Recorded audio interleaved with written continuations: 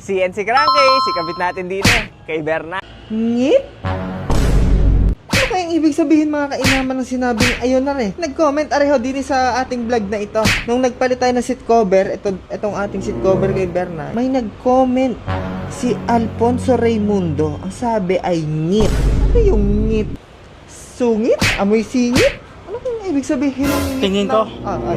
Pangit. Tingin mo? Yun ang tingin ko na.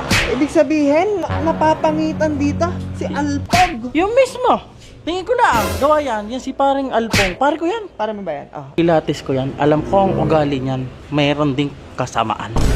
Ay tingin ko, ang tinutukoy niya, kaya hindi yan nagandahan dito, ay nagdagdagan ng kulay natin. Gawa ng kulay puti dito.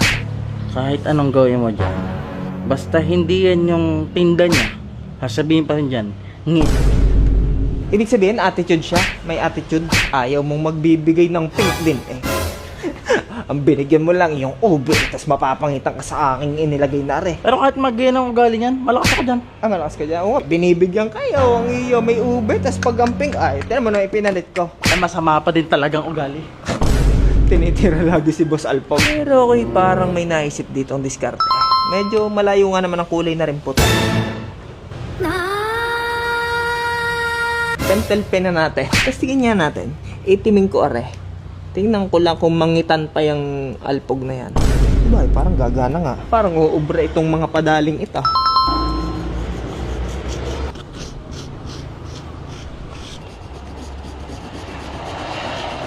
Okay, tingnan nga natin sample. Ang gara niya, nagiging brown. Naging brown, hindi puti yata. Hindi itim, oh, parang ma-brown. Pero try natin, lahatin natin.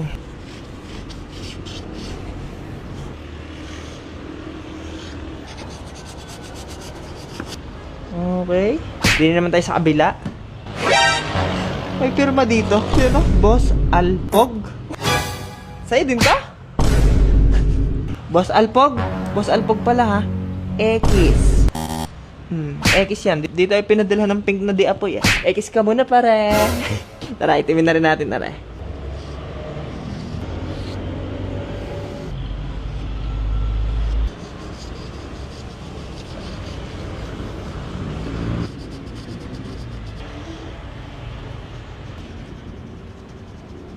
Okay.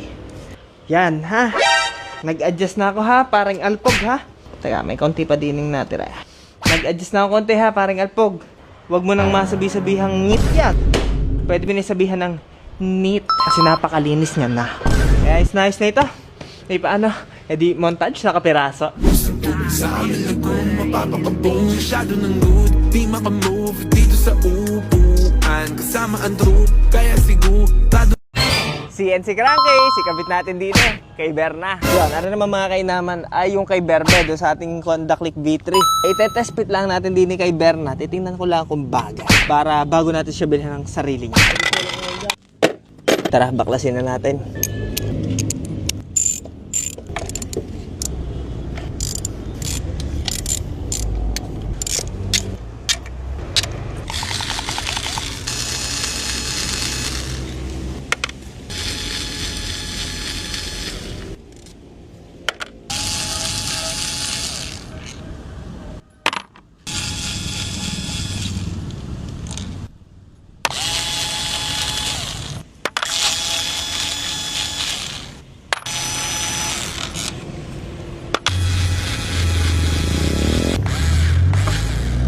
Meron pa nga palang isa din sa loob.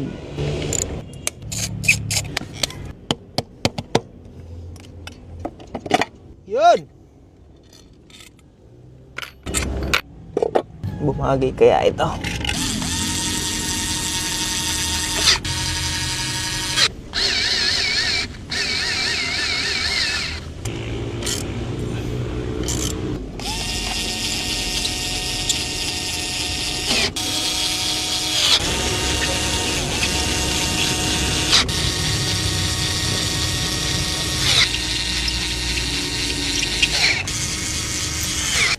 Pansamantala na naman mga kainaman, hayaan na muna nating kawang-kawang sila.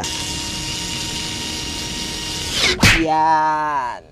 Parang ako'y nakukulangan sa kanya. Baka dahil aray, kailangan din siguro CNC. Pero yan.